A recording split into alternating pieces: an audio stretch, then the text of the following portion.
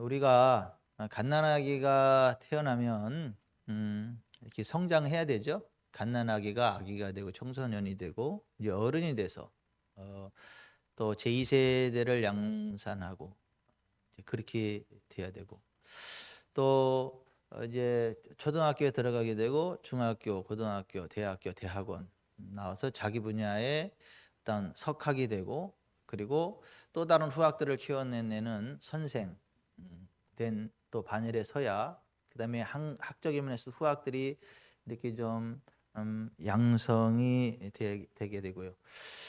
또 이렇게 연약함 가운데서 점점 강함으로 세워져서 연약한 자들을 일으켜 세우는 그런 완전한 자의 반열에 서게 되고 이제 그러한 사람들이 버텨줄 때 한 나라 한 사회가 굳건하게 세워져가고 건재할 수 있는 것처럼 영적으로도 마찬가지예요. 우리가 예수 그리스도를 믿고 이제 갓난아이, 거듭난 갓난아이가 되고 이제 구원받았으니까 됐다. 지옥 안 가고 천국 가니까 됐어. 이게 아니고 이제 그리스도 예수 안에서 구원받아 거듭났으면 아이로 성장해야 되고 청소년으로 성장해야 되고 장년, 아비의 단계가 돼서 이제 또 다른 영혼들을 이렇게 생산해내는, 양산해내는 그 아비의 단계에 올라가야 되고 또 이제 하나님의 말씀의 진리를 가르침 받고 그 말씀과 하나 되어져서 예수 그리스도의 장성한 분량에 이르러서 예수 그리스도와 같은 선생된 반열에서 어린 영혼들을 양육하고 세워가는 그런 선생된 그 위치에 서야 되고 이제 흔들흔들 영적으로 그 연약한 자들을 일으켜 세우는 완전한 자의 반열에서 사람들을 이끌어주는 그런 위치에 서야 된다. 그런데 실제로 예수님 믿고 거듭난 이후에 장성한 자의 단계로 올라가는 사람들이 그렇게 많지 않더라. 또 실제로 거듭났지만은 이렇게 그 장성한 자의 반열에 올라가는 사람도 그렇게 많지 않더라. 늘 그 도의 초보 가운데 머물고 완전한 대로 나가는 사람이 많지 않더라. 이제 그런 면에서 이 히브리서 기자가 굉장히 안타까운 마음을 가지고 우리가 우리의 신앙이 성장해 가야 된다. 완전한 대로 나아가야 되고 마땅히 선생된 반열에 서야 되고 장성한 자의 분량에 세워져야 된다.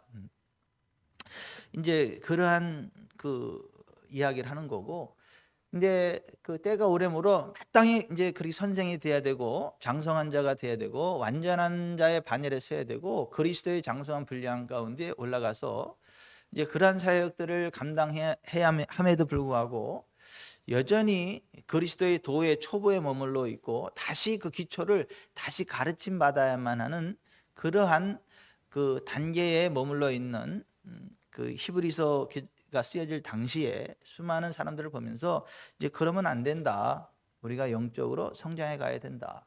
예수 그리스도의 장성한 분량에 이르러야 된다. 그러니까 예수 그리스도와 동일한 인격과 어떤 영역과 어떤 그 사역을 펼칠 수 있어야 된다. 이제 그러한 안타까운 마음을 가지고 이 그리스도의 도의 초보에 대해서 이렇게 다루는 거죠. 저는 우리 지구촌사랑교회가 예수 그리스도의 장성한 분량에 올라가기를 바랍니다. 인격과 영격, 그다음에 실력, 어떤 그런 파워에 있어서 인자신 예수 그리스도의 그 반열에 서기를 바랍니다.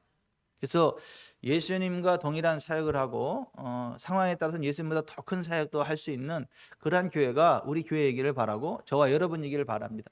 예수님이 내가 진실로 진실로 너에게 이르노니 나를 믿는 자는 내가 하는 일을 그도 할 것이요 또한 이보다 큰 일도 하리니 이는 내가 아버지께로 감이니라. 인자이신 예수님이 우리의 구속을 완성하시고 이제 하늘나라로 승천하셨잖아요.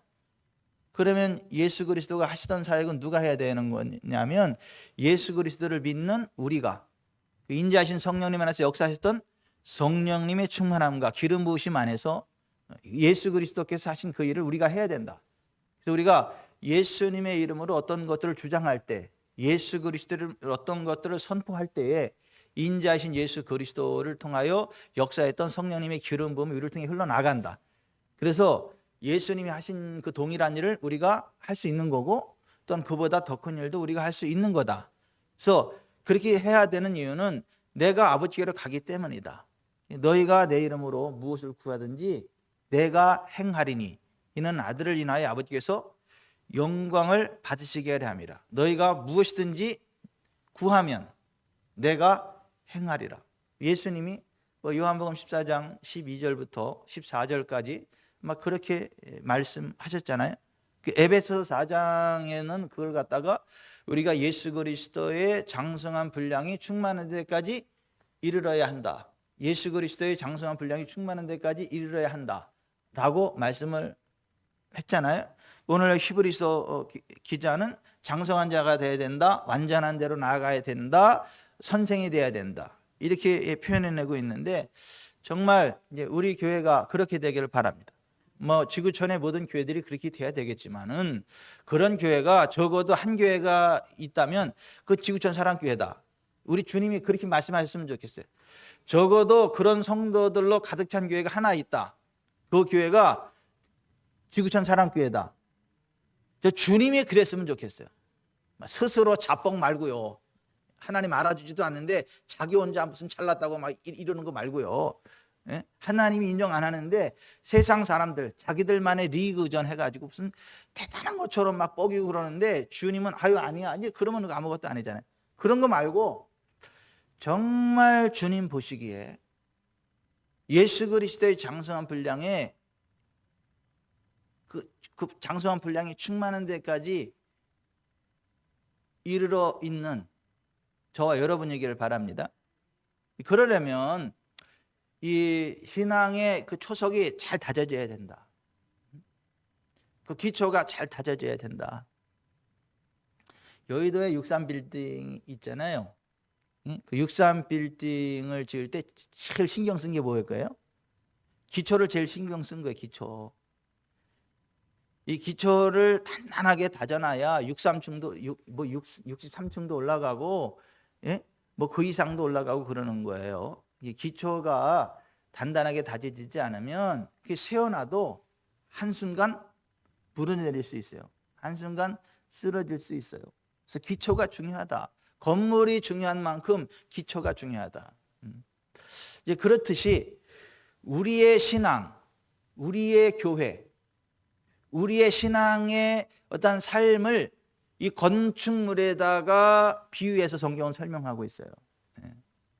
건축물이 잘 세워져 가려면 기초가 단단해야 되는 것처럼 반석 위에 세워져야 되고, 반석으로 다져지고 그 위에 건물이 세워져야 그 안전한 것처럼, 그 의미가 있는 것처럼 우리의 신앙이 똑바로 서가고 무너지지 않고 정말 의미 있고 하나님이 귀 쓰시는 그러한 교회가 되고 우리의 믿음이 되려면 우리의 기초, 신앙의 기초, 교회의 기초, 초석이 올바로 세워져야 된다라고 하는 것을 성경이 이야기하고 있고, 그 초석이 잘못 세워지면 아무리 많은 일을 해도 주님으로부터 외면당한다. 그날에 많은 사람이 나더러 이르되 주여 주여 우리가 주의 이름으로 선지자 노릇하며 주의 이름으로 귀신을 쫓아내며 주의 이름으로 많은 권능을 행하지 아니하나이까 하리니 그때 내가 그들에게 밝힌 말하되 내가 너희를 도무지 알지 못하니 불법을 행하는 자들아 내게서 떠나가라 하리라. 그러한 사람들이 많다잖아요. 한두 사람만 나와도 얼마나 비극이에요. 그게 그렇게 열심히 일해놓고 버림받는다는 게. 근데 이제 한두 사람이 나오는 게 아니라 많다잖아요. 그날에 많은 사람이 나더러 이르되 주여 주여 우리가 주의 이름으로 선지자 노릇하며 주의 이름으로 귀신을 쫓아내며 주의 이름으로 많은 권능을 행하지 않냐나이까 하리니. 그러니까 많은 사람이 그렇게 된다는 거죠. 그때 내가 그들에게 밝히 말하되 내가 너희를 도무지 알지 못하니. 그러니까 원어로는 그래요. I never knew you. 내가 결코 너희를 알지 못했다. 그러니까 한 번도 안 적이 없다. 이제 그런 의미예요. 안다는 말이 그 관계를 이야기, 관계.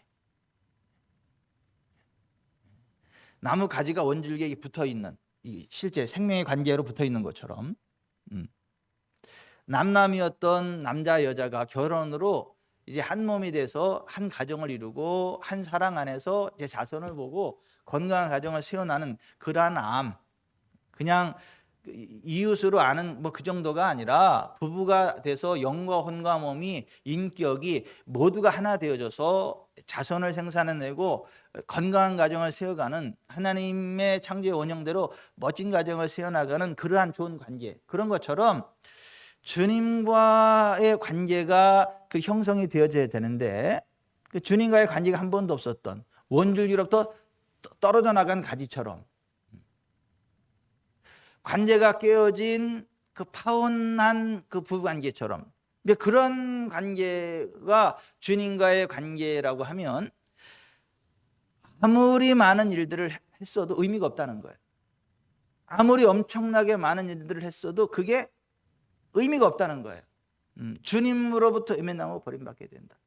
근데 그러면 그 주님과의 그 관계가 온전하게 세워지려면 주님과의 관계가 끊어지지 않는 연결된 그 관계가 되려면 그 어떻게 해야 되나? 초석이 똑바로 돼, 초석.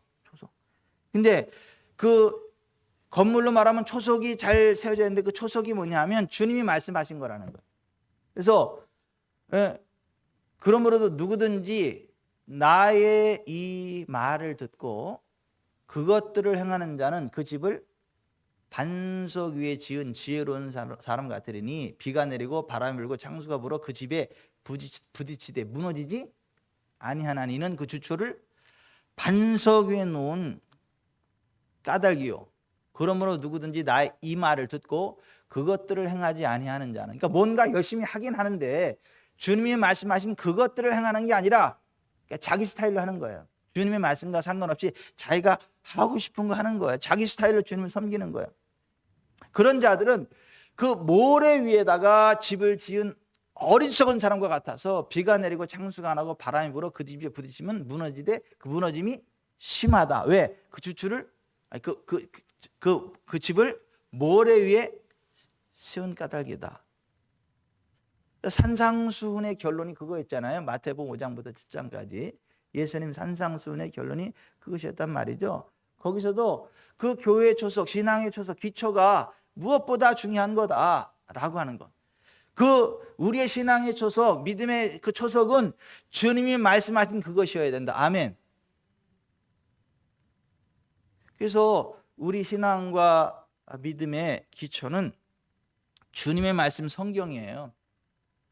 그걸 다른 말로는 사도들과 선지자들의 터라 그래요. 주님의 말씀이 사도들과 선지자들에게 감동으로, 성령의 감동으로 주어졌고 성령의 감동을 받은 선지자들과 사도들이 그걸 받아서 기록했단 말이에요. 성령의 감동하심을 받아 기록했다고요. 그게 뭐예요? 성경이에요. 성경. 창세기부터 요한계시록까지 성경 66권. 모든 성경은 하나님의 감동으로 된 것으로 교훈과 책망과 바르게 함과 의로 교육하기에 유익한 이는 하나님의 사람으로 온전하게 하며 모든 선한 일을 행하기에 온전케 하려 함이니라. 디모데서 3장 16, 17절 말씀처럼 이 창세기부터 요한계시록까지 모든 말씀이 하나님의 감동으로 되어진 거라고. 하나님께 감동하심을 받아 사람들에게 기록한 것. 이게 성경의 예언이다라고 하는 거예요. 그래서 우리의 믿음의 기초, 신앙의 기초는 성경이어야 된다. 사도들과 선지자들의 터, 그러니까 사도들과 선지자를 통해서 기록된 성경이어야 된다라고 하는 것을 그 성경 자체가 말씀하고 있는 거예요. 사도 요한을 끝으로 더 이상 성경 계시가 나오지 않습니다. 12사도, 그 사도 바울까지 해서 성경의 기록이 다 완성이 됐어요. 다른 세대에서는 사람의 아들들에게 또 다른 계시가 주어지지 않는다. 우리들에게 필요한 모든 구원의 계시는 성경 66권에 완성되어져 있다. 그게 이제 에베소서 2장, 3장에 나오는 얘기잖아요. 이제 그의 거룩한 사도들과 선지자들에게 성령으로 나타내신 것 같이 다른 세대에서는 사람의 아들들에게 알리지 아니하셨다. 여러분, 이 성경의 진리가 저 여러분의 신앙의 기초가 되기를 바랍니다. 그리고 이 성경 전체의 주제가 딱 한 번 예수 그리스도를 말씀하고 있어요. 그래서 그 요한복음 5장 39절에 보면 예수님이 유대인들, 그 당시 구약 성경만을 가지고 있던 유대인들, 그들에게 너희가 성경에서 영생을 얻는 줄을 생각하고 이 성경을 열심히 연구하거니와 이 성경이 곧 내게 대하여 증언하는 것이라. 예수님이 그렇게 말씀을 하셨어요. 그래서 이 성경 전체는 구약도 그렇고 신약도 그렇고 예수 그리스도에 관한 진리예요. 그래서 예수 그리스도를 성경적으로 믿고 고백하는 것. 그래서 예수 그리스도가 성경에서 약속한 메시아, 그리스도다. 그래서 예수님이 그리스도시고 살아계신 하나님의 아들이시다 라고 하는 그 믿음, 그 믿음이 우리 신앙의 기초라고 하는 거예요. 우리 신앙의 기초라고 하는 거예요. 그래서 가이사랴 빌립보에서 예수님이 제자들에게 야 사람들이 인자 나를 누구라고 하느냐, 뭐 더러는 침례 요한, 더러는 선지자, 뭐 더러는 예레미야, 더러는 선지자 중에 하나라 합니다. 그러면 너희는 나를 누구라고 하느냐. 그때 베드로가 예수님 당신은 그리스도시고 살아계신 하나님의 아들이십니다 라고 고백했던 거예요. 그랬을 때 예수님이 기뻐하시면서 요한의 아들 시몬아 내가 복이 있다. 이를 내게 알게 하니는 혈육이 아니요 하늘에 계신 내 아버지시니라. 내가 이 반석 위에, 이 반석은 뭐냐면 베드로가 고백한 그 예수님을 향해서 그리스도시고 살아계신 하나님의 아들이십니다라고 고백한 그 믿음의 고백, 이 반석 위에 내 교회를 세우리니 음부의 권세가 이기지 못하리라. 또 교회와 신앙의 기초는 예수님이 그리스도시고 살아계신 하나님의 아들이십니다라고 하는 그 믿음의 고백이어야 된다. 아멘. 여러분 예수 그리스도만이 그리스도가 되십니다.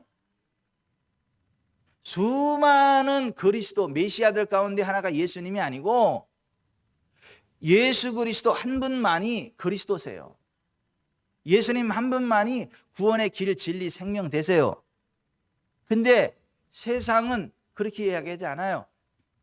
그 WCC, WEA 뭐 여러 가지 많은 이름을 하는데 뭐 WEA 세계 복음주의 연맹도 마찬가지고 WCC 세계 교회 통합, 종교 통합은 WCC도 다 마찬가지고 무슨 예수님만 구원이 아니라 예수님 외에도 구원의 길이 있다. 붓다도 그리스도고 마호멧도 그리스도고 공자도 그리스도고 이 땅에 수많은 그리스도들이 있는데 그 수많은 그리스도들 가운데 하나가 예수고, 그래서 예수를 믿든 붓다를 믿든 공자를 믿든 마호멧을 믿든 착하게만 살면 하느님의 나라에 들어간다.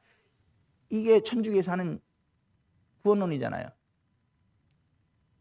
김수환 추기경이 그랬고 뭐 지금 현 교황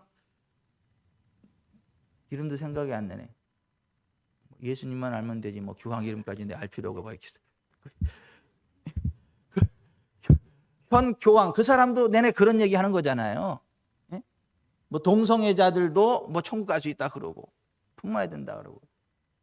이 교회 그 기초, 신앙 기초가 잘못된 거예요. 그래서 우리의 신앙과 교회의 그 기초, 초석, 단단한 그 초석은 뭐냐면 예수 그리스도만이, 예수님만이 그리스도시고 살아계신 하나님의 아들이십니다는 이 고백이에요. 여러분 예수님 외에 구원의 길이 없음을 믿으세요. 예수님이 내가 곧 길이요 진리요 생명이니 나로 말미암지 않고는 아버지께로 올 자가 없느니라. 요한복음 14장 6절에서 그렇게 말씀하신 거잖아요. 그 베드로가 그 예수 이름으로 나면서부터 걷지 못하던 40대 된 노총각을 향하여 은과 금은 내게 없지만 내게 있는 것으로 내게 주노니 곧 나사렛 예수 그리스도의 이름으로 일어나 걸어. 근데 안 일어나니까 야 일어나라는데 왜 안 일어나? 그래서 딱 오른손 잡아서 딱 일으키니까 뻘떡 일어나서 발과 발목이 힘을 얻고 걷기도 하고 뛰기도 하며 하나님을 찬양했잖아요. 그때 사람들이 막 놀라면서 와 대단하다고만 보니까 왜 우리 자신의 개인의 경건과 능력으로 이 사람을 낫게 한 것처럼 왜 우리를 쳐다보냐. 그가 믿은 바 예수 그 이름이 그를 낫게 했다. 그러면서 하는 얘기가 뭐예요? 다른 이로서는 구원을 받을 수 없나니 천하 사람 중에 구원을 받을 만한 다른 이름을 우리에게 주신 일이 없음이라 하였더라. 사도행전 4장 12절에 그랬잖아요. 그러니까 우리에게 죄사함을 주고 가난과 질병과 저주와 압박으로부터 우리를 건져주시는 분은 예수 그리스도 한 분밖에 없다는 거예요. 예수 그리스도만이 우리의 길, 진리, 생명이시다라고 하는 거예요. 이게 그 믿음이 교회와 신앙의 단단한 초석이다. 그게 무너지면 다 무너지는 거예요. 여러분, 예수 그리스도만이 유일한 그리스도시고 살아계신 하나님의 아들이심을 믿으시기 바라요. 창세기부터 요한계시록까지 이 성경만이 하나님의 진리임을 믿으시기 바랍니다. 성경 이외에 다른 진리가 없다는 것을 아셔야 돼요. 통일교의 원리강론이라 몰몬교의 몰몬경이라든가 여호와의 증인의 그 무슨 이상한 엘렌지 화이트 여사가 쓴 무슨 계시서 그런 거 그런 거 말고요. 또 중국에서 무슨 또 전능신교 그래가지고 또 거긴 또 메시아가 또 여자 메시아. 네. 하여튼 대한민국에 여자 하나님 어머니가 계시질 않나 무슨 하여튼 종교교회도 페미니즘 불러가지고 하나님도 여자여야 되고 하나님 엄마여야 되고 메시아도 여자여야 되고 이 세상이 미쳐 들어가고 있는데 여러분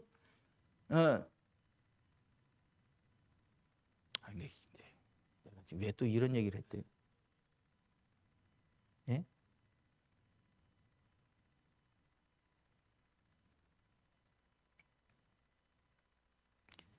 무슨 그 중국에 들어온 전능신교가 있고 성경 이외에 다른 경전을 가지고 하나님께로 나가는 수많은 종교들이 있는데 그거 다 짝퉁이 다 가짜다. 네? 성경만이 이 성경 66권만이 유일한 우리의 신앙과 믿음의 기초다라고 하는 것. 아멘. 그래서 성경은 사도들과 선지자들의 터 위에 세움심을 받은 우리다.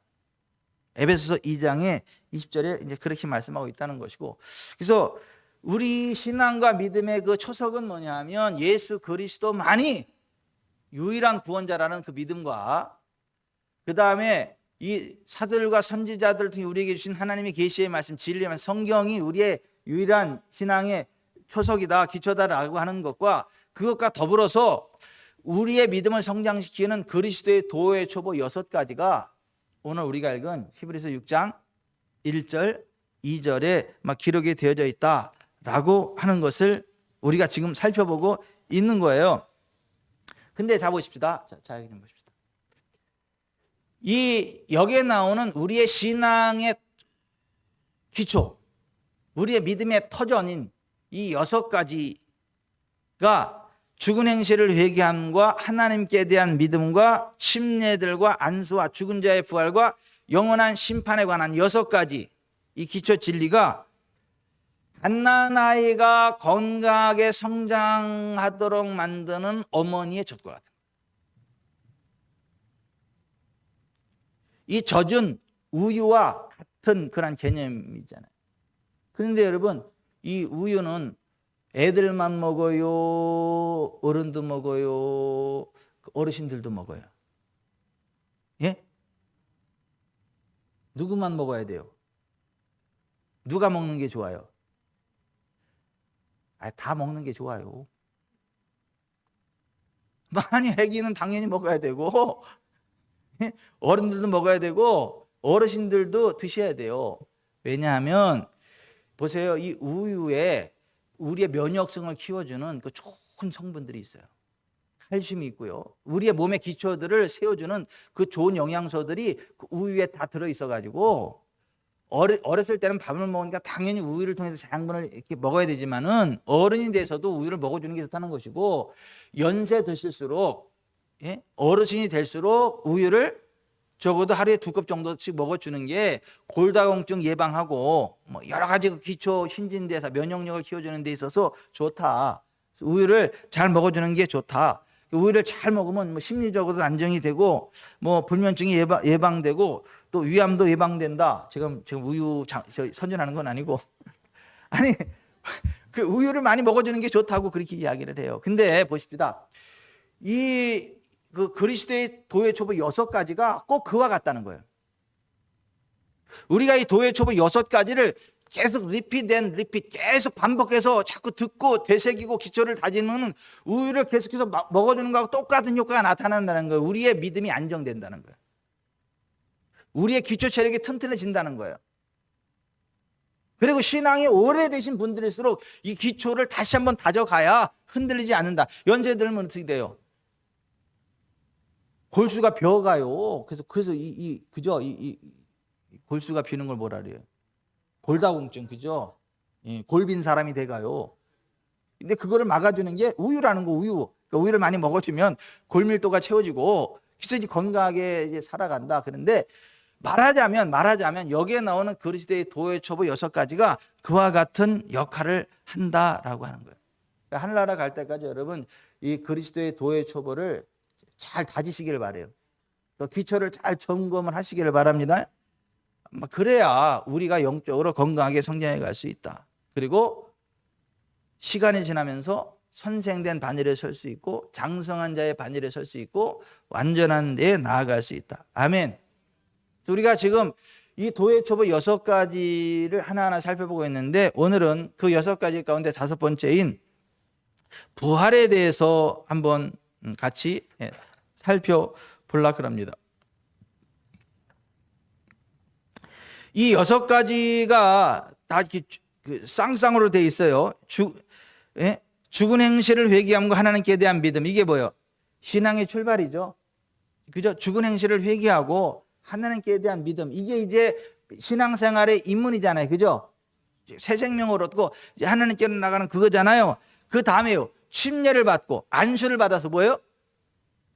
성령의 충만함 가운데는 나가서 우리의 신앙생활의 어떠한 그 과정을 성실하게 잘 이행해 나갈 수 있고 그 사역을 할 수 있다. 능력 있는 사역을 할 수 있다. 이 사역에 관한 것들, 침례들과 안수에 관한 내용들을 쭉 우리가 다뤄왔고 그 다음에 3번째 그 쌍이 부활과 심판이단 말이죠. 이것은 신앙생활의 종결과 내세에 속한 진리들을 다루고 있다라고 하는 거예요. 여러분 부활은요 다시 산다는 말이죠. 그죠? 다시 살활. 그죠? 영어의 resurrection. 다시 산다. 부활. 여러분 우리가요 죽어도 다시 삽니다. 우리가 예수님 믿을 때 영적으로 다시 삽니다. 그리고 예수 그리스도 재림할 때 우리의 죽은 몸도 다시 삽니다. 우리의 몸도 부활합니다. 우리가 예수님 믿을 때 거듭나서 우리의 그 속사람 영혼이 다시 사는 겁니다. 그걸 거듭남이라 그래요. 그 2가지 부활이 다 있어요. 육체의 부활이 있고 영혼의 부활이 있어요. 근데 이거 안 믿는 사람들이 많아요. 그러니까 예수님 당시에 사두개인들이 부활을 안 믿었어요. 하나님을 믿는데 부활을 안 믿었다니까요. 성경을 믿는다고 하면서 부활을 안 믿었다니까요. 어떻게 그럴 수 있대요? 이 시대도 마찬가지예요. 신학자들 가운데 부활을 안 믿는 신학자들이 많아요.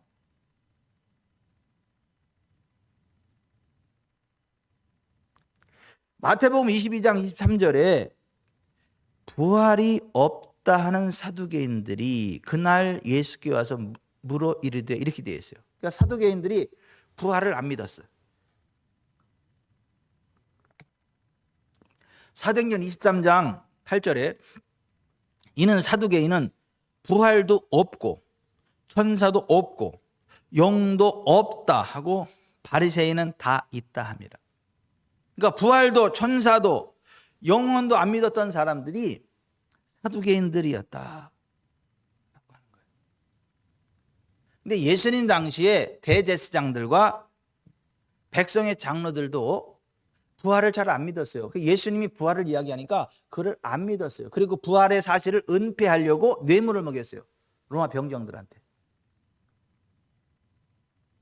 그런 사람이 대제사장이었다니까요. 그런 사람이 백성의 장로, 지도자들이었다니까요. 예수님 당시에. 굉장히 좀 아이러니 아닙니까?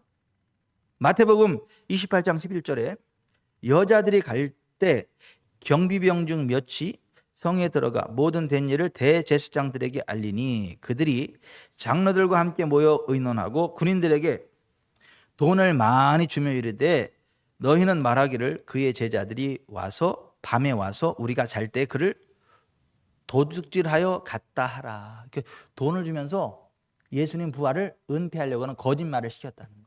누가요? 대제사장들이요. 백성의 장로들이요.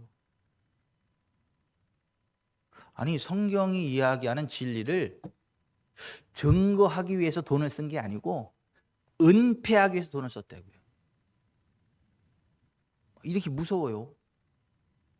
이게 사탄 종교의 대제사장이 아니라 여호와 종교의 대제사장들.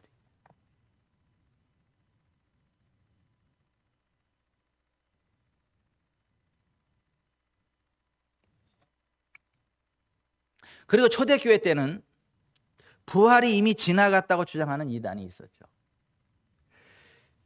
디모데후서 2장 16절에 망령 떼고 헛된 말을 버리라. 그들은 경건하지 아니하며 점점 나아가나니 그들의 말은 악성 종양이 퍼져나감과 같은데 그중에 후메네오와 빌레도가 있느니라. 진리에 관하여는 그들이 그릇되었도다. 부활이 이미 지나갔다 하므로 어떤 사람들의 믿음을 무너뜨리느니라 그랬어요.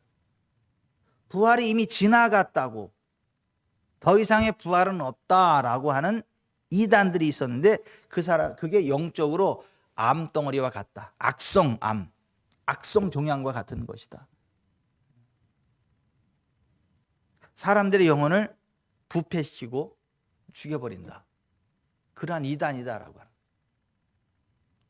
그러니까 이 시대에는 성도들의 육체적 부활을 단지 영적인 부활이라고 미혹시키는 신천지와 같은 이단들이 있습니다. 제가 참 마음이 무거워요. 우리 교회에서 신앙생활 하다가 신천지로 가신 분들이 있어요. 제가 마음이 굉장히 무거워요. 오늘도 내가 저녁 먹다가 전사님한테 얘기를 들었어요. 우리 교회 출석하던 하여튼 우리 교회 집사님까지 하신 그분이 지금 신천지에 가가지고 열심히 전도하고 있다고. 우리 허강민 전사님한테 그냥 또 신천지로 오라고 초청장을 보내고 안 만나주고 그러니까 링크를 시켜서 보라 그러고. 그렇게 좋으면 나한테 와야지 나한테는 왜 또 안 와? 거기가 진리면 나한테 와서 얘기를 해야지 나한테는 또 왜 안 와?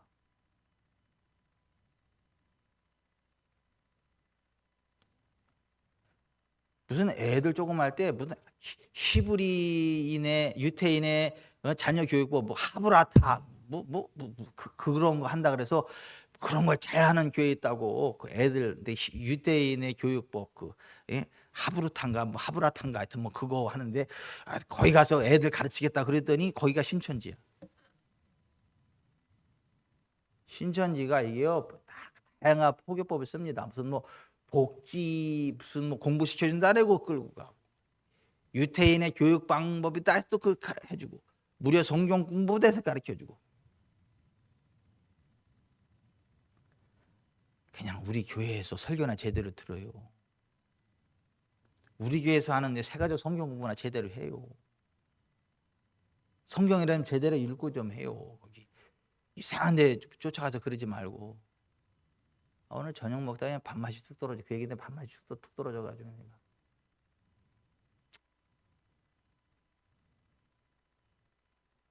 밥도 그냥 밥만 먹고 말았어요.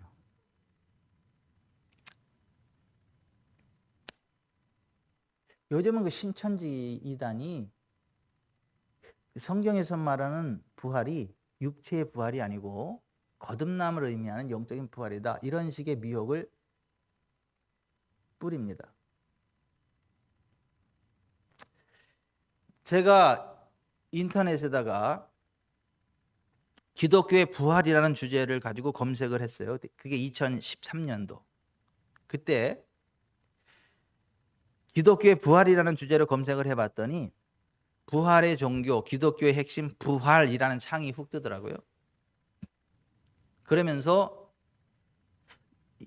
그 신천지의 글이 쭉 이렇게 쭉 링크되어 오더라고요. 그 내용이 뭐냐면 이거예요. 이거 신천지에서 주장하는 겁니다. 제가 주장하는 게 아니고. 아직도 죽은 육신이 다시 살아나는 부활을 생각하고 있다면 당신은 지금 하나님의 뜻과 너무나 다른 생각을 하고 있는 것입니다. 하나님은 모두가 하나님의 진리를 알기를 원하시며 모두 부활에 참여하기를 기다리고 계십니다. 사망과 생명의 부활. 요한복음 5장, 요한계시록 20장 1절에서 6절 참고, 에스겔서 37장. 사망과 생명의 부활이란 무엇을 두고 말씀하는 것인가? 예수께서 내 말을 듣고 또 나 보내신 이 하나님을 믿는 자는 영생을 얻었고 심판에 이르지 아니하나니 사망에서 생명으로 옮겼느니라. 요한복음 5장 24절 고 하셨다. 또 예수께서 요한복음 19장 30절에 다 이루었다 하셨다. 무엇을 이루셨다는 말인가? 예수께서 에스겔 37장의 예언을 이루신 것이다. 하나님께서 인자 에스겔에게 대언하게 하시어 죽은 이스라엘의 뼈들에게 생기를 주어 무덤에서 나오게 하시고, 에스겔 37장 1절에서 13절 내 가로 열고 하나님의 가로 닫고, 그러니까 내 신을 너희 속에 두어 너희로 살게 하리니 내가 이 일을 말하고 이룬 줄을 너희가 알리라. 에스겔 37장 14절이라고 하셨다. 이는 하나님께서 이루실 것을 에스겔에게 예언하시고 약 600년 후 예수님에게 오시어 이루신 것이니 곧 본문 요한복음 5장 19절에서 29절의 일이다. 에스겔 37장에 죽은 뼈들은 이스라엘 사람들이었고 이는 초림 예수 때의 예루살렘 사람들이었다. 초림 당시 교권과 치리권을 두고 전쟁, 영적 전쟁이 있었으니 이는 세례 요한과 바리새인 목자와의 전쟁이었으며 세례 요한은 하나님의 소속이요 바리새인 목자는 마귀의 소속이었다. 전쟁이 있었던 이곳이 바로 마태복음 23장의 현장이니 곧 예루살렘이었다. 이곳에 무덤과 죽은 뼈들이 있었으니 마태복음 23장 27절 에스겔이 말한 37장의 예언의 현장이다. 예수께서 말씀하신 요한복음 5장 24절의 사망은 바리새인들에게 멸망당한 예루살렘이며 무덤도 죽은 뼈들도 예루살렘이며 마태복음 23장 참고 생명은 예수님이다. 예루살렘 곧 죽은 뼈들 가로 열고 죽은 영이 죽은 자들 가로 닫고 죽은 뼈들이 있는 무덤을 향해 예수님이 말씀하신 것이며 예수님의 말씀을 듣고 예루살렘에서 예수님께로 나온 자들이 사망에서 생명으로 나온 자들이며 무덤에서 생명으로 나온 자들인 것이다. 이는 에스겔의 예언이 예수님 때 실상으로 이루어진 것이다. 에스겔에게 예언하신 그 하나님께서 예수님에게 오시어 이루신 것을 예수님이 보고 대언하신 것이다. 이는 초림 때 구약 예언이 이루어진 것이다. 이거 신천지가 이렇게 얘기한다는 거예요. 제가 그런 게 아니고 잘 들으세요. 2000년 전에 예수께서 약속하신 신약 예언과 그 성취는 다음과 같다. 요한계시록 13장에 바리새인과 같은 사탄의 목자가 하나님의 장막 가로 하늘 장막에 들어와 성도와 싸워 이기고 장막을 멸망시켰으니 이 하늘 장막은 무덤이며 죽은 뼈들이 있는 곳이다. 요한계시록 10장에서 예수님의 계시를 받은 목자는 예수님이 하시는 것을 보고 계시록 13장의 장막 곧 무덤 속에 있는 자들에게 대언한다. 이때 말씀을 받아들이는 자들은 무덤 사망에서 생명의 부활로 나오게 되고 계시록 16장과 같은 심판을 받지 않게 된다. 초림 때는 하나님과 성경이 증거한 약속의 목자 예수님을 통해 구원이 있었고 재림 때는, 그러니까 신천지는 재림 한 걸로 봐요, 안 한 걸로 봐요? 예수님 재림 한 걸로 봅니다. 이만희가 육체를 입고 온 게 예수님이 구름 타고 온 거다 이렇게 해석해. 그들은 이 구름을 사람의 육체, 물 없는 구름이요 이렇게 설명하니까 잘못된 그 이단들에서 물 없는 구름이요. 그러니까는 이 구름이 육체를 의미하는 거다. 이런 식으로 연결을 해가지고 이만희가 온 게 육체로 온 재림의 메시아가 이만희다. 이렇게 이야기를 하는 거예요. 신천지에서는. 재림 때는, 걔네들은 지금이 재림 때예요. 이만희가 있는. 재림 때는 약속의 목자, 이긴 자. 그게 누구예요? 이만희를 의미하는 거예요. 여기서. 약속의 목자, 이긴 자, 이만희를 통해 구원이 있게 된다. 성경은 피하지 못한다. 요한복음 10장 35절. 말씀을 믿고 약속을 지키는 자는 이 증거가 참인 줄 알 것이다. 뜻을 깨달아 구원받는 자가 되기를 기도한다. 아멘. 참. 우리가 구원받기를 원한대요. 기도한대요. 이게 이제 신천지가 주장한 거예요. 신천지가 이게 부활에 대해서 하면 인터넷에 올려가지고 이 설명한다고 이렇게. 근데 이 신천지의 주장이 왜 잘못됐냐면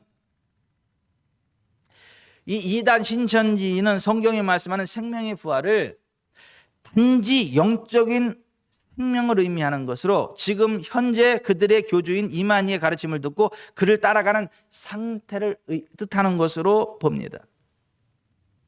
근데 에스겔 37장의 마른 뼈 환상은 하나님의 백성 북왕국 이스라엘이 BC 722년에 아수리에 멸망했고 남왕국 유다가 BC 586년에 바벨론에 멸망한 그 상태를 에스겔 골짜기의 마른 뼈 상태로 설명한 거예요.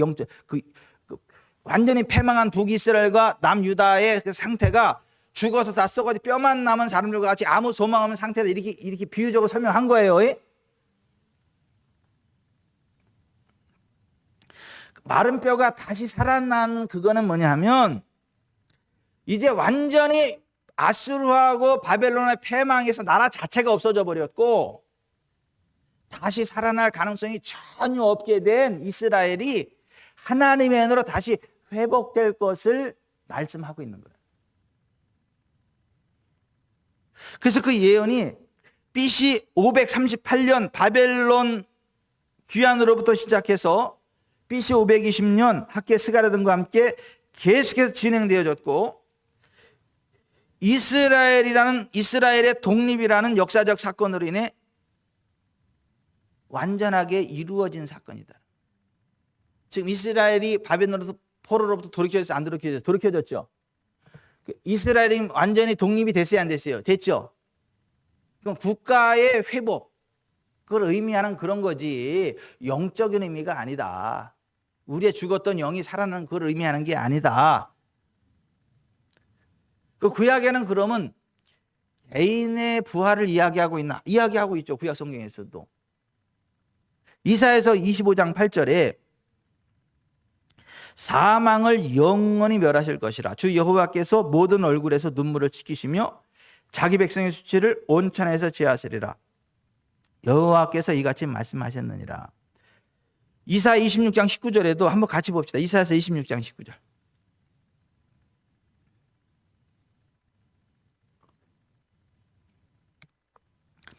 이사야 26장 19절. 같이 봅시다. 시작.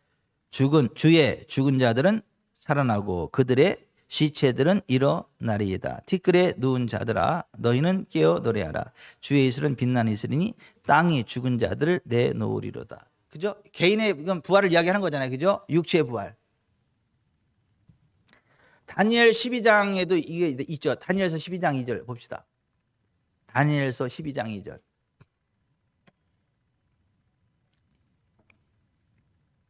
다니엘서 12장 2절. 자, 시작.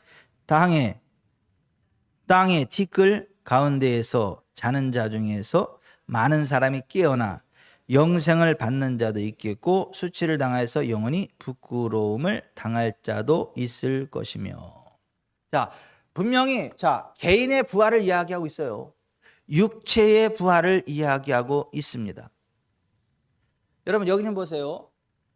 우리가 예수님 믿으면 우리가 거듭나는 영적인 부활도 있지만은 하나님의 백보자 심판을 앞두고 예수님 재림의 때에 우리의 몸도 다시 부활합니다. 영화로운 몸으로 변화됩니다. 그것을 성경은 이야기하는데 신천지는 그걸 안 믿는 거예요. 그냥 그게 거듭남의 그 상태를 이야기하는 것이다. 영적인 것이다. 이렇게 호도한다라고 하는 것이고, 이만희가 재림의 메시아다라고 이야기하는 거고, 이만희의 가르침에 따라가는 사람들이 구원받은 사람들이고 부활한 사람들이고 영원한 생명을 얻은 자들이다. 그렇게 주장한다라고 하는 것입니다.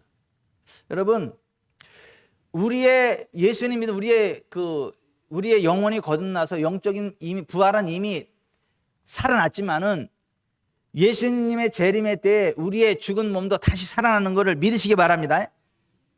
그래서 고린도전서 15장에 육체의 부활에 대해서 이야기하고 있는데, 거기에 보면 고린도전서 15장 22절부터 한번 찾아봅시다. 고린도전서 15장.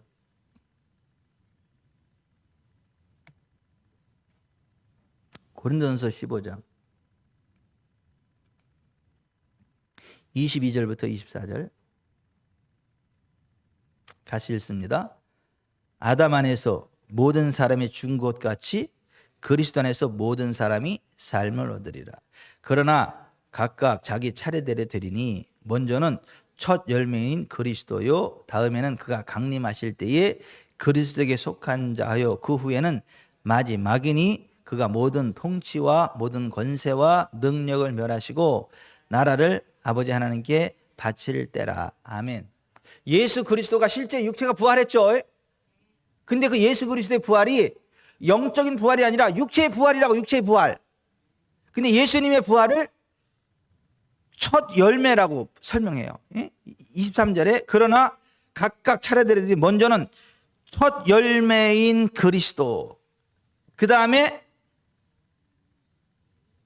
그가 강림하실 때에 그리스도에게 속한 자요. 그러니까 예수님 믿는 우리도 부활한다는 거예요. 우리의 몸도 부활합니다. 아멘. 자, 여러분 여기 좀 보세요. 이런 얘기 하지 마세요. 이 썩어질 고기 덩어리와 같으니 몸이 그렇게 중요한, 이런 얘기 하지 마세요. 이 몸이 왜 썩어질 고기 덩어리입니까? 성령님의 전인데, 하나님의 영광이 머무는 하나님의 성전인데요, 하나님의 창조의 작품인데요, 예수님 재림할 때 완벽한 몸으로 다시 부활시키실 건데요, 몸을 함부로 굴리면 안 돼요. 그래서요, 몸을 함부로 대해서도 안 되고요. 몸이 얼마나 소중한 건데요. 예수 그리스도 강림할 때 우리의 몸을 완벽하게 회복시키, 영화로운 몸으로, 부활하신 예수님의 몸처럼 우리를 영화로운 신령한 몸으로 다시 부활시킬 것에 대해서 말씀하고 있는 거예요. 아멘.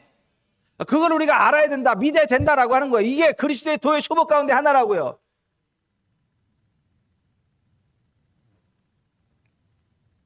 요한복음 5장 28, 29절에 이를 놀랍게 여기지 말라. 무덤 속에 있는 자가 다 그의 음성을 들을 때가 오나니 선한 일을 행한 자는 생명의 부활로, 악한 일을 행한 자는 심판의 부활로 나오리라. 무덤 속에 있던 몸이 부활한다니까요. 생명의 부활로도 되고 심판의 부활로도 나온다. 아멘. 근데 자 보십시다. 예수님 재림하실 때, 예수님 재림하실 때 거듭난 자들, 그리스도 안에서 신실한 믿음에 거듭난 자들이 먼저 부활합니다. 그래서 그걸 가르쳐서 첫째 부활이라 그래요. 그럼 예수님 재림하셔서 그 첫째 부활한 성도들과 함께 이 땅에서 1000년 동안 왕노릇 해. 그게 천년왕국이에요. 천년왕국이 끝나면 불신자들, 악한 자들이 부활해요. 심판받기 위해서. 그래서 그것을 심판의 부활이래요. 예수님 믿는 우리는 첫째 생명의 부활로 나오고, 천년왕국이 끝난 다음에 불신자들, 악한 자들은 심판의 부활로 나온다. 이렇게. 따라서 하십시다. 선한 일을 행한 자는 생명의 부활로, 악한 일을 행한 자는 심판의 부활로 나오리라. 자, 여기 좀 보세요. 이렇게 설명 안 했다니까요. 예수님 믿는 자는 생명의 부활로, 안 믿는 자는 심판의 부활로, 이렇게 설명 안 했다고요. 선한 일을 행한 자는 생명의 부활로, 악한 일을 행한 자는 심판의 부활로, 이렇게 돼 있다고. 그러니까 진짜 거듭난 사람은요, 악할 수가 없다는 얘기예요. 거듭나지 않은 사람은요, 선할 수가 없다는 얘기예요. 뭐 예수님 믿는다고 하면서 굉장히 악하게 살아가는 사람들은요, 스스로 속는 거야. 예수님을 지식적으로 아는 거지 예수님과 하나 된 게 아닌 거를 예수님과 하나 된 걸로 속는 거야, 속는 거. 그런 사람들이 많습니다. 그런 사람들이 많은 교회 가면 교회가 악해. 악한 냄새가 진동을 해, 교회 가면. 근데 진짜 거듭난 성도들이 있는 교회는 가면 선해. 성도들이 선해. 선한 향기가 나, 향기가. 감사한 거는 우리 교회 오면 사람들이 다 순박하고 선하다는 얘기를 많이 들어요.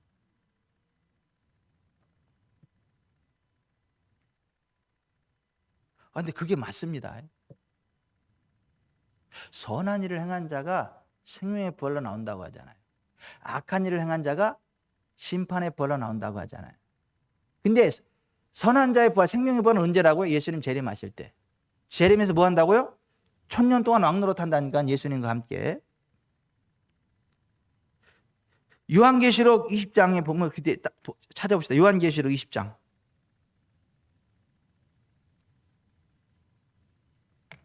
요한계시록 20장 4절부터 6절.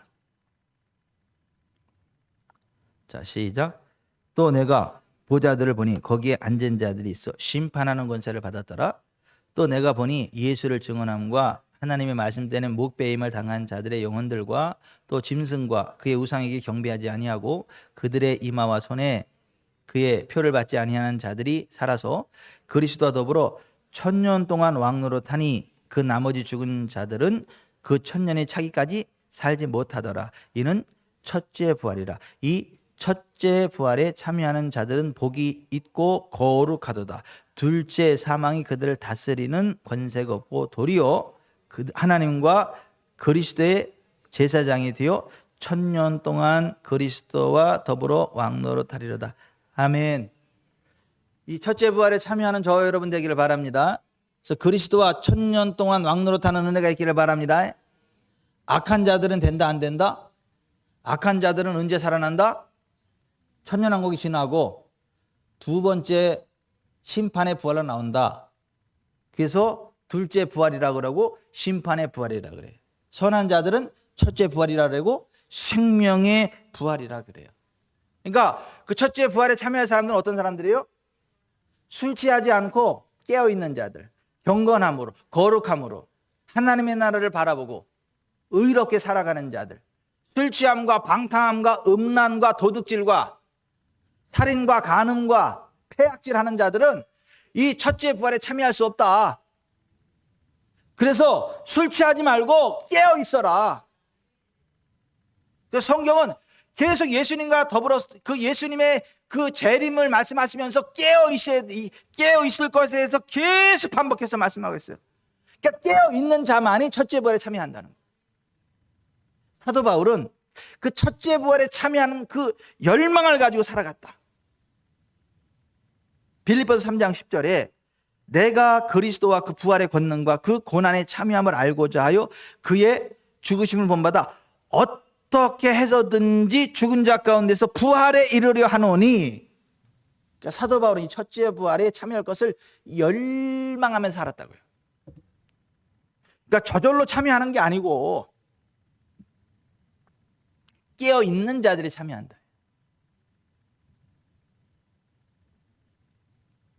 슬기로운 다처녀와 같은 자들. 미련한 다처녀는 신랑을 기다렸지만 안 기다린 게 아닙니다. 기다렸지만 들어가요, 못 들어가요? 못 들어갑니다. 계속해서 깨어 있을 것에 대해서 계속 말을 하고 있어요. 깨어 있읍시다. 깨어 있읍시다. 첫째 부활에 참여합시다. 둘째 부활이 아닌 첫째 부활에 참여하시다. 아멘. 아멘, 아멘. 술 취하지 마세요. 기분 나빠. 기분 나빠하지 마세요. 성경에 술 취하면 안 된다고 돼 있잖아. 성경에. 응? 별거리 반쪽이야. 성경에 그러면 그런 줄 알아야지. 응? 로마서 시간은 좀 갔지만 로마서 누가복음 21장. 누가복음 21장. 누가복음 21장 34절에서 36절.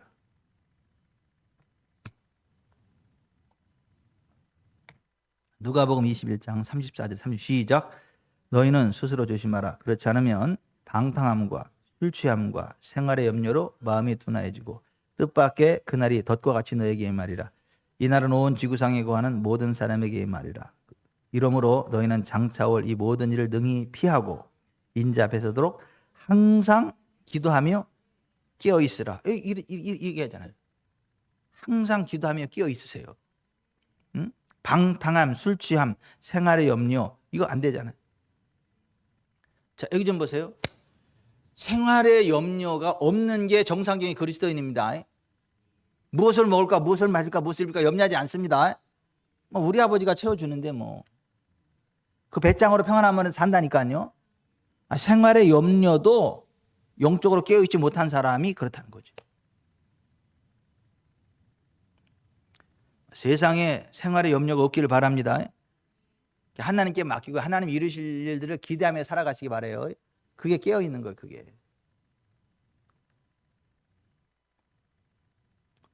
로마서 13장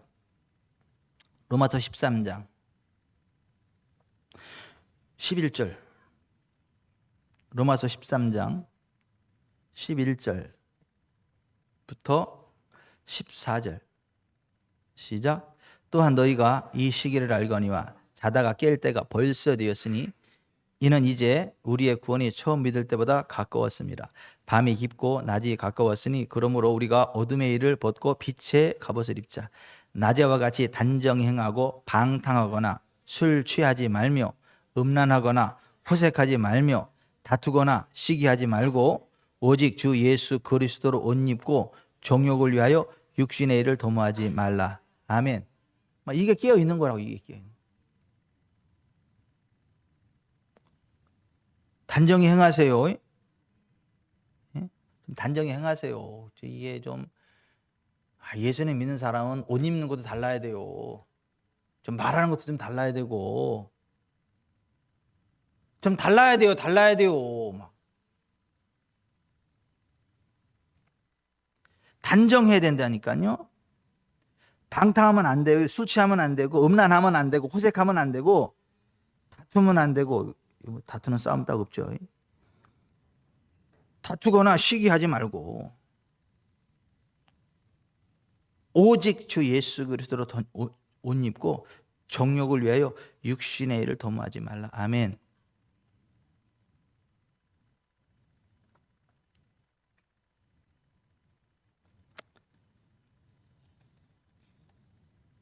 이 얘기 하나만 하고 마무리합시다. 제가 시간은 좀 많이 갔는데 제가 오산에서 부교육자로 사역할 때 그 중앙시장에 신방을 갔어요. 거기 박남주 집사님이 지금 권사님 되셨죠. 호떡 장사라고 그랬는데 중앙시장에서 호떡 장사를 하고 그래서 거기 신방을 갔어요. 거기 신방을 딱 가가지고 이제 제가 전도사 될 거야. 딱 가서 이제 성경 앞에 딱 있는데 어떤 분이 와가지고 나를 막 혼내는 거야. 다른 교회 장로님인데 나를 되게 혼나는 거야. 성경이 더럽다고. 하나님 말씀에다가 막 빨갛고 퍼렇고 막 줄 긋고 막 이랬다고. 하나님 얼굴에다가 막 저기 했다고. 지저분하게 했다고. 막 나를 혼내는 거야. 내가 당황이 돼가지고.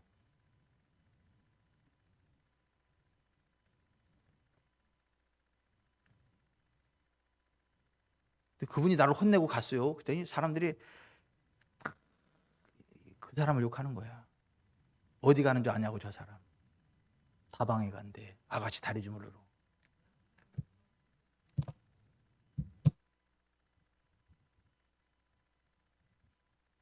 그렇게 거룩한 척하고 성경에 낙서도 하면 안 되고 하나님 말씀을 깨끗하게 쓴다 했는데 그러면서 다방에 가서 맨날 아가씨 다리 주무는 재미로 산대.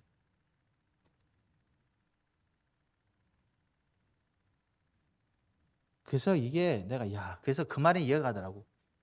예? 더러운 성경 깨끗한 나, 깨끗한 성경 더러운 나.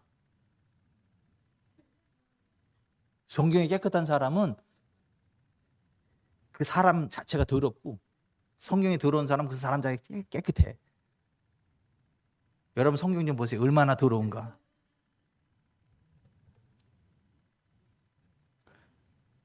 그런 분이 예수님 믿는 분 아니에요. 교회에 무슨 뭐 장로님이고 그런지는 모르겠으나 첫째 부활에 참여하는 사람은요, 술 취함과 더러움과 방탕함과 음란과 정욕을 위한 그런 것들을 내려놓고 낮에와 같이 단정히 행하고 정결함으로 주님 바라본다 그러잖아요. 저는 우리 교회가 그렇게 되기를 바라요. 저와 여러분이 그렇게 되기를 바랍니다. 예수 그리스도가 재림할 때 첫째 부활에 참여하기를 바라요. 천년왕국에 그 제사장들이 돼가지고 다스리길 바랍니다. 예? 다른 사람들은 10고을 다스리는데 여러분들은 한 고을도 못 다스리고 거기도 문지기 되지 말고 기왕이면 10고을 다스리는. 그랬잖아요. 인자가 그 다스릴 때 준다 그랬잖아요. 10고을 권세. 저 여러분 그렇게 되기를 바랍니다. 기도하겠습니다. 오늘 들은 말씀을 생각하면서 같이 기도하는데요. 이렇게 기도합시다. 하나님, 우리에게 부활의 소망을 주셔서 감사합니다. 심판의 부활이 아니라 생명의 부활에 참여할 수 있도록 거룩함과 단정함으로 하나님의 말씀 안에서 성결한 삶 살아갈 수 있도록 은혜 베풀어 주시고, 또 아니 이단 신천지가 이거 지옥 갈 것들이 구원받기를 기도한대 우리가. 그러니까 이게 이단들도 자기 구원의 확신을 가지고 있어요. 구원의 확신을. 그러니까 이게 미혹이 그렇게 무서워요. 자기가 지옥을 가고 있으면서 천국 가는 줄 알아요. 자기가 이단의 괴수이면서도 자기가 무슨 진리를 아는 줄로 착각을 해요. 이게 신천지 사람들의 이야기예요. 근데 신천지만 그럴까요? 교회 내에도 그럴 수 있어요.